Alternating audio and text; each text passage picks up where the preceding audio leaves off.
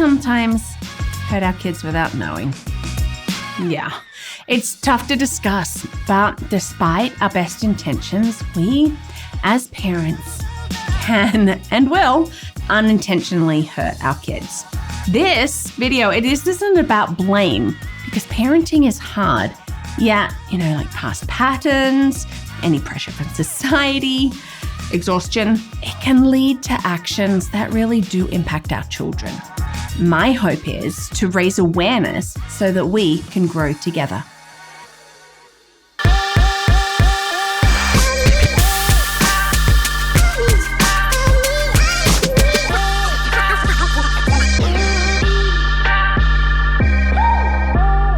Hi, and welcome to Learning Life. In my own home, we're currently in a big feelings season. Big feelings about everything. The little things, the big things, and the, I don't know why we're having feelings about these things.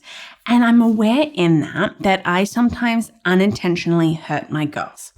Now, let me just say, when I'm talking about hurting them, I'm talking about hurting their feelings, okay? This is a hurting their feelings, not a physical hurt, okay? We unintentionally hurt our children's feelings. I hate that I hurt my girls that way, that they start thinking differently because of things that I have said.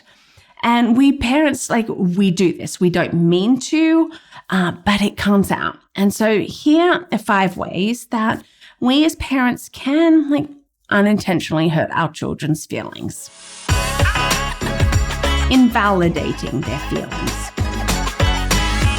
Feelings are important. I say this to my girls. They are. And, when we tell our children, don't cry, it's not a big deal, or things like that, it actually communicates their emotions are wrong. And when they feel their emotions are wrong, guess what? Emotional suppression. Had that in my life. We don't want this for them, right? So it's not don't cry, it's not a big deal. Could we try something oh, I see that you are sad or angry or whatever it is. Could you tell me about it? Let them express their feelings. I know for one, when I let her just express them without judgment and she feels validated, things can be so much better. Constant comparison to others. I never liked this one when I was little. Why can't you be more like them? Whether it's siblings or it's the person across the street, somebody in class, for me, it cuts into self-esteem. And then I found myself becoming driven and competitive and wanting to do better than everybody. And when we're saying things like that to our children, when we're comparing them, you know what? We're teaching them that their worth is conditional, and it's not. They're them. That's great. Celebrate their uniqueness and their progress. We do. When we compare, we are unintentionally hurting their feelings. And so let's maybe stop that. Let's just look at how we can celebrate them and what they're doing for them. Overprotection and not allowing for failure. Failure. I don't like it. Never liked it. If I could shield my girls from failure and disappointment and everything, I think that would be not great. Actually, this is something that I've really come to learn. When we shield them, we might think we're loving them, and we are loving them, but it sends actually the message, you're not capable of doing this. Not really resilient. You know what? You need me to step in.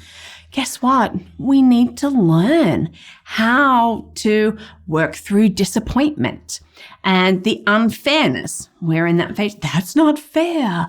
We want them to develop that strength, that resilience, how to communicate that. And if they're not failing, not everybody can have a participation trophy for everything. That's not going to help. Sometimes we come last. Sometimes we come second last. Sometimes we come third. We don't win. But how do we work through that? So let's not overprotect. Let's actually allow for failure and to work through disappointment so that they can learn. Look, I know that one hits close to home. And maybe it hits close to home for you, If it does, let me know I'm not alone with a thumbs up. If you like this video, great, let me know. Being overly critical or having unrealistic expectations, constantly pointing out flaws or setting impossibly high standards. I know for me, I am constantly pointing out my own flaws and I set myself high standards. And sometimes that leaks through to my girls.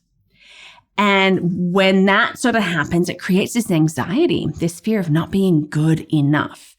I remember the first time I heard one of them saying that she wasn't good enough. And it broke me a little bit, realizing how much of my own struggles sort of came out. I didn't mean to. It was unintentional. And this happens. I have to step back and go, what, our standards don't need to be so high. Let's focus on growing and getting better, not just results. I tell my girls, this is a journey. We want to get better. We want to improve. And so let's focus on that, because I don't want them to ever feel that they are not good enough. Inconsistent discipline and boundaries. I love boundaries. I always have, from classroom to home, in my own life. They help me to feel safe. But if we constantly change rules and we change our boundaries, what we're going to create is confusion, insecurity. Our children don't feel safe. And when they don't feel safe, what happens? We usually see behavioral problems. This is when they're acting out because they're not sure. What we want is that consistent, clear boundaries, because yes, that's the safety there. That teaches the self-regulation. We can help them in that. And we unintentionally hurt our children if we are being inconsistent. When we flip-flop and doing this, we're not helping them in their growth. We're actually hurting their growth and maybe even just hurting their feelings, because they don't know what to expect if we keep changing.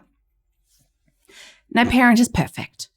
We all make mistakes, but you know what? We're always learning, right? The goal of this video isn't guilt. It's awareness, because when we recognize these patterns in the first step, then we can change them. We can build that supporting, loving environment that we want for our children to thrive. If you see yourself in these and I've been doing these, you know what? You're not alone. I've definitely been there and there in some of them. But yes, this is an opportunity to grow, to learn together, to strengthen, and to get those connections, those beautiful, loving, strong connections with our kids. Thank you for joining in this Learning Life. I've got some great stuff on my website, so check it out. If you got tweens, here's how we can parent them in this 21st century. And need some parenting book recommendations? Here's some great ones. I want to thank you for watching, for your likes, subscribes, and comments. And don't forget to check out LearningThis.Life.